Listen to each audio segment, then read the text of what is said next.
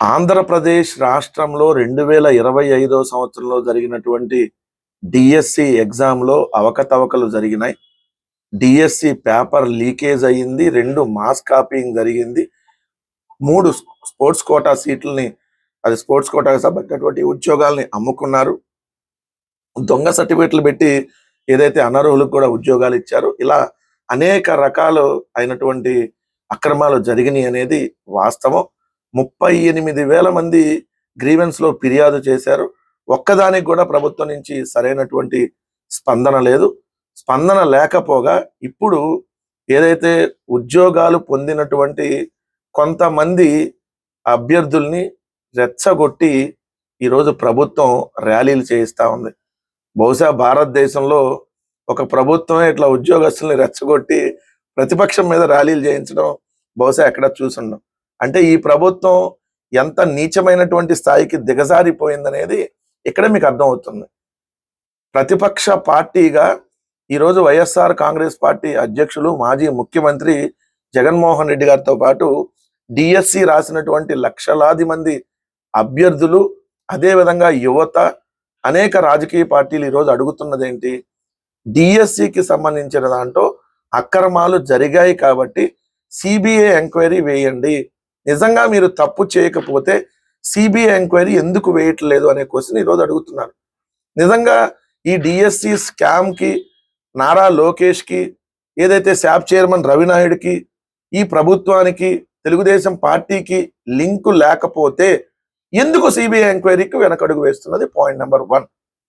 2, నిజాయితీగా నిజంగా మీరు వ్యవహరించి ఉండుంటే ఎస్ నేను ఇదిగోండి రాజీనామా చేస్తున్నా అని చెప్పి లోకేష్ చెప్పి ఎస్ ఎంక్వైరీ వేస్తున్నాం, సిబిఐ ఎంక్వైరీకి మేము సిద్ధం, సో ఎంక్వైరీ తేలినాకే నేను మళ్ళీ దీంట్లో కూర్చుంటాను అని ఎందుకు చెప్పట్లేదు? సో ఎందుకు ఎదురుదాడి చేస్తుంది?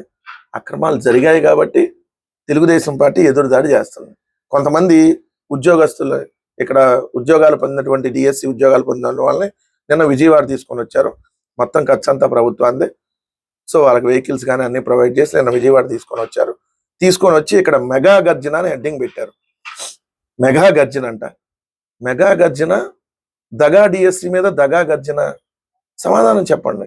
ఇక్కడ మేము అందరినీ అంటల్లా. డిఎస్సికి సంబంధించిన దాంట్లో 16,000 ఉద్యోగాల్లో 16,000 అమ్మేసుకున్నారని ఎవరంటలా.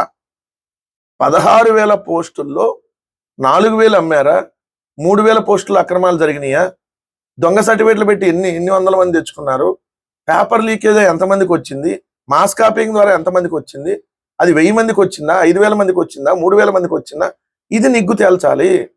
దయచేసి ఇక్కడ ఉన్నటువంటి వాళ్ళు కూడా గమనించాల్సినటువంటి అంశం, మీ ఉద్యోగాలను ఇప్పుడే పీకేమని ఎవరు అంటలేదు. ఈ ఉద్యోగాల్లో ఎవరైతే అక్రమంగా పొందారో వాళ్ళని వరకు తీసేయమని చెబుతా ఉన్నాం.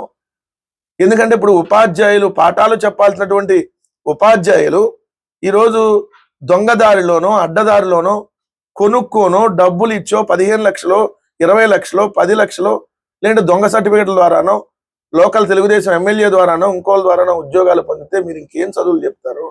నిజాయితీగా డిఎస్సిలో ఏదైతే వచ్చినటువంటి వాళ్ళకి, ఇలా అక్రమంగా వచ్చినటువంటి వాళ్ళని ఇద్దరిని ఒకే కోవలో ఉంటే ఈరోజు నిజాయితీ కలిగినటువంటి ఉపాధ్యాయులు ఇబ్బంది పడతారు కదా.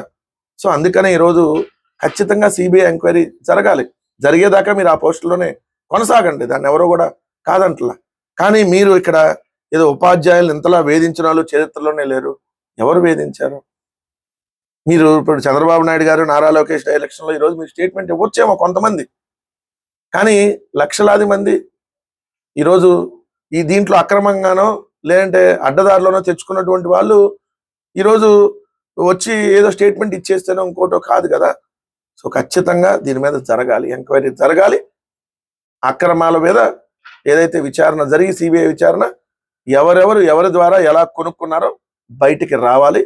దీని మీద ఖచ్చితంగా మీరు ర్యాలీలు పెట్టి ఇంకో విధంగా వైఎస్ఆర్ కాంగ్రెస్ పార్టీని ఇంకో రకంగా తిట్టినా ఖచ్చితంగా మా పోరాటం అయితే మాత్రం ఆగదన్న విషయం గుర్తుపెట్టుకోమని చెప్తా ఉన్నా తెలుగుదేశం కూటమి ప్రభుత్వానికి.